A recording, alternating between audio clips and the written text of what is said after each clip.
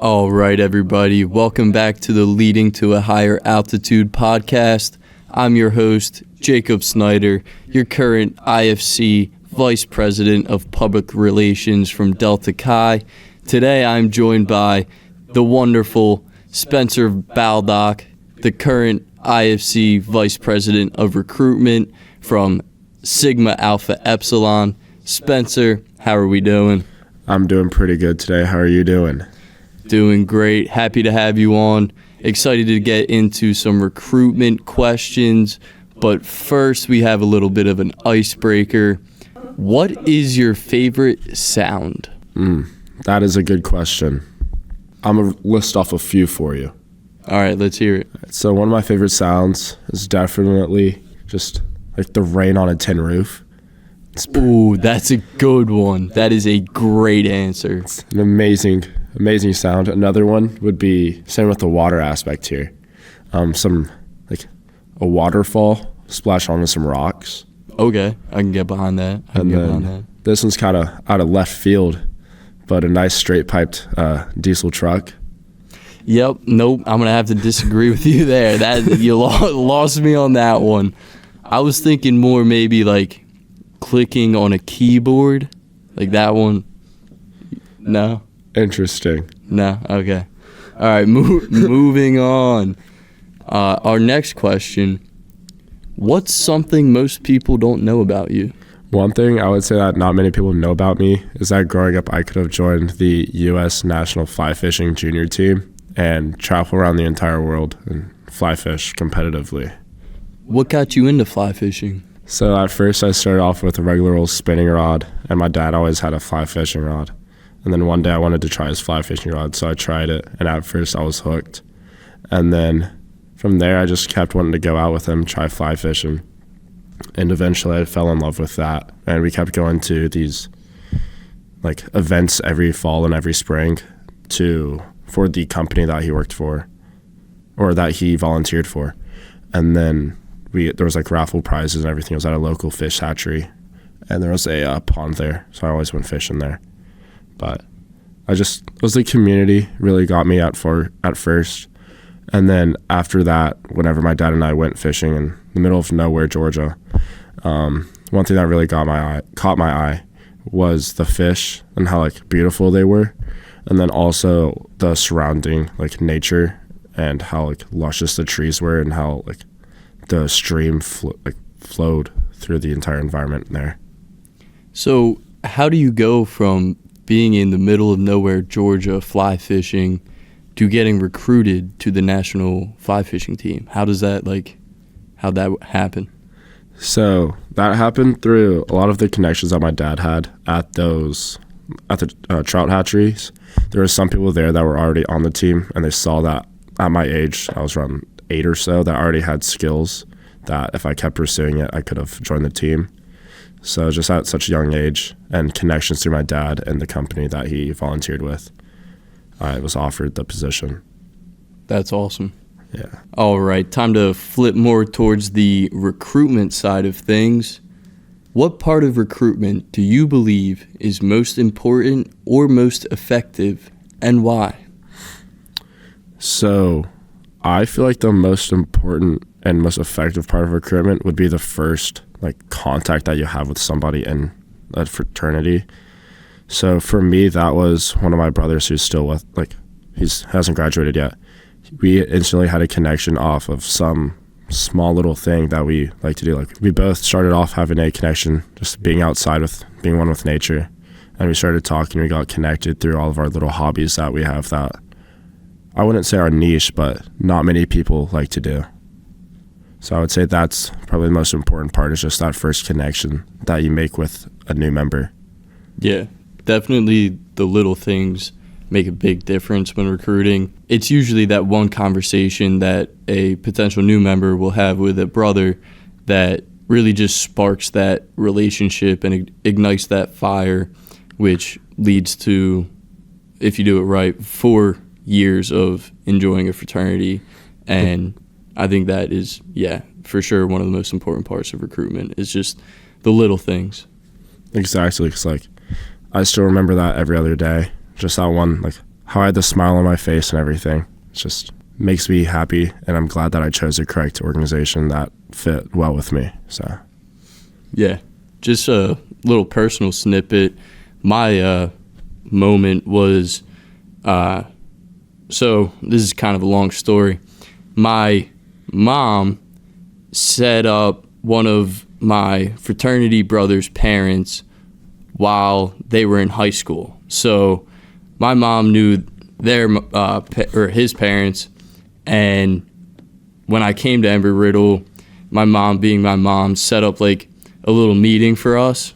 So I met up with this guy. He had like 4 or 5 other guys with him. We ended up going to get tacos. It was Taco Tuesday at Dahlia's. Just sat, had a great time, and then didn't really think much of it until a week later when Meet the Greeks came around. My roommate and I, Jameson, decided to go out to Meet the Greeks with all the tents set up, and we ended up going to the Delta Chi tent, and under that tent was the 5 guys that I went out to tacos with, and I didn't even know they were in a fraternity.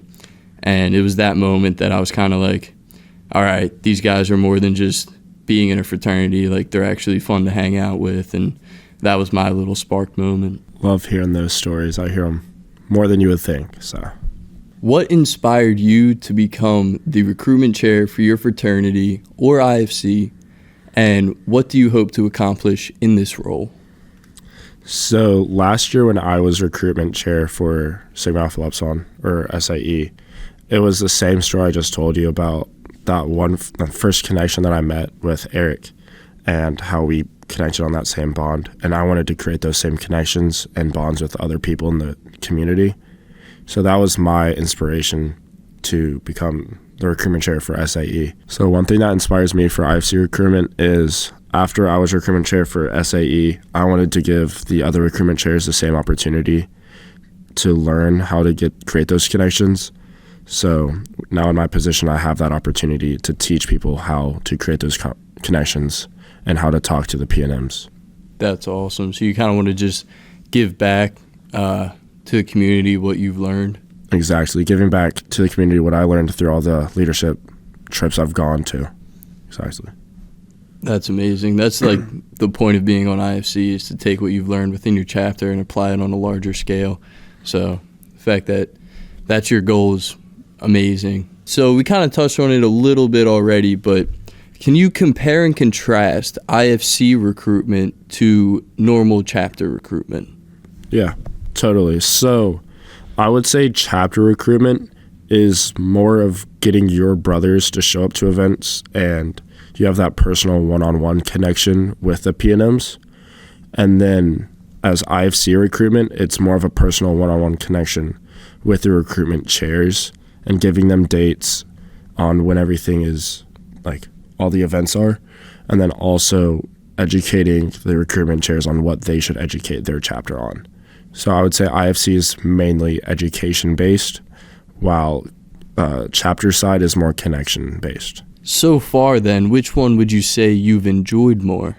I would say I've enjoyed IFC recruitment more because previously this semester I went on a trip to Indiana and I got really close with the IFC president, Jaden, and then the vice president for Phi Delta Theta, Matt Nelson. We got really close together, and I feel like I enjoyed that experience and the leadership that I gained from there.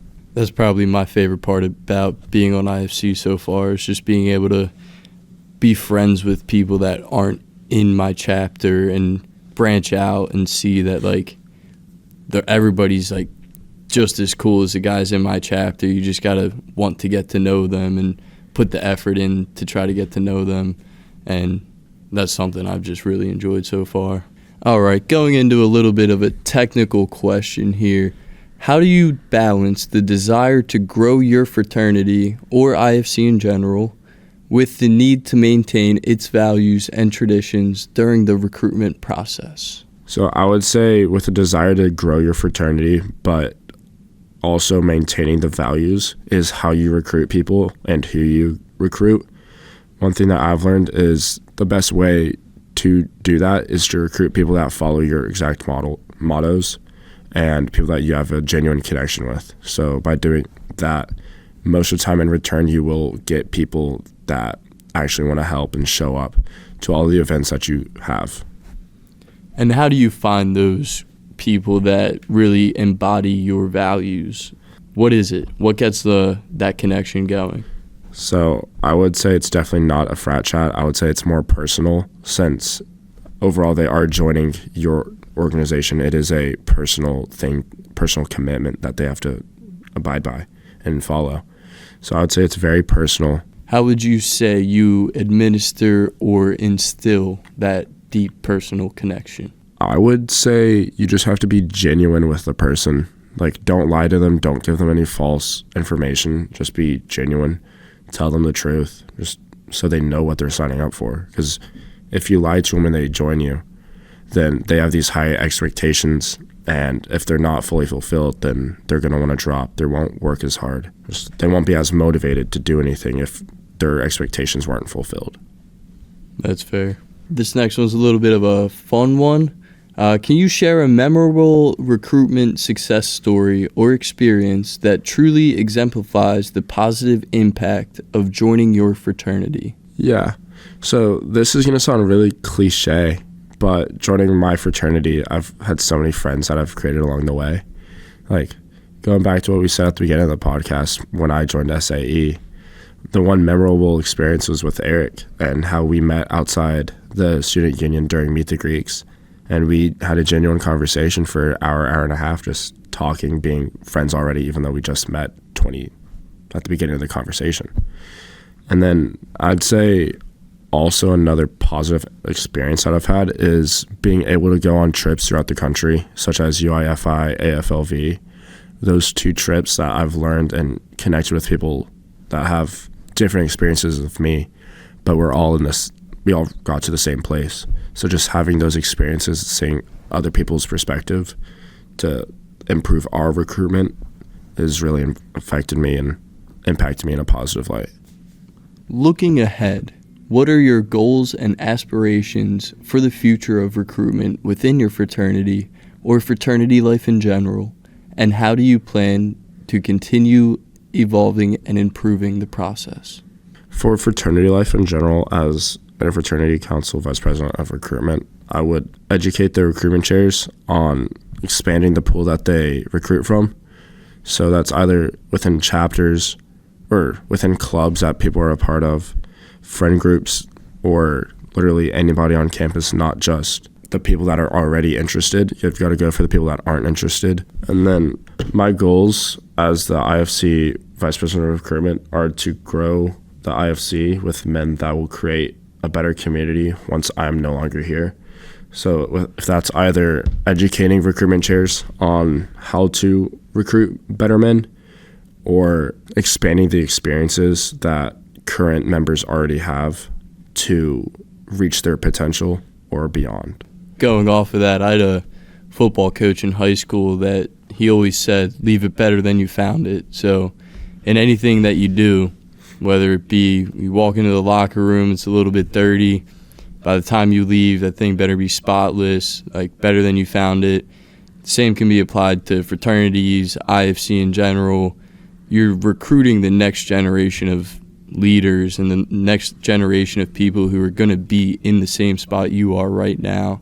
And it's important to effectively recruit those people and really teach them the responsibility that they will be holding one day. So, yeah, I completely agree. All right, the last question to kind of wrap things up. How do you plan on defining your leadership legacy? So one thing that I've been thinking about recently is, since we're growing as a community, we need to find an area that'll fit all of us, since our current bid day area is the IC 101, which, if you're unaware of what that is, it's an auditorium on campus. And currently we're almost at capacity in that room. If not, we already are over capacity. So I'm trying to find areas on campus that would be able to house everybody so everyone can have the same experience and be there with their new brothers, join them. Do you think you might get some pushback for making that decision? I definitely think I will, since most of the community was here when the first change happened into the IC 101 auditorium. So I think I'll get some pushback, but in the long run, if it works out how I'm hoping it will, it'll be better for the community. It's always good to start new traditions. I think that's a pretty good spot to end on. Thank you guys for listening to this episode of Leading to a Higher Altitude. I hope to catch you in the next one.